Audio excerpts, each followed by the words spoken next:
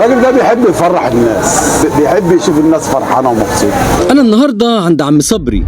عم صبري اللي بقاله اكتر من 30 سنه بيعمل مكرونه وسندوتشات عظمه قوي. الفكره مش في الاكل اللي بيعمله بحرفنه عاليه جدا، الفكره ان عم صبري راجل عنده قلب. مش خايف ان ممكن تفتح في يوم ما تشتغلش بتأثر عليك الموضوع؟ لا، الحاجات دي ارزاق بتاعت ربنا. ارزاق بتاعت ربنا ما تحسبهاش ابدا. كل واحد ليه رزقه، كلنا ارزقنا على الله، حتى الحيوان رزقه على الله. كلنا ارزقنا على الله، حتى الحيوان رزقه على الله. الرزق عمره ما كان في يوم بكتر المال، في حد رزقه في صحة وحد رزقه عال. انا شايف حواليك هنا قطتين صغيرين كده لطاف قوي يا عم صبري. ما هو رزقهم. ما بتمشيهمش انت؟ لا، بمشيهم ليه؟ والله لا، بتاكلهم؟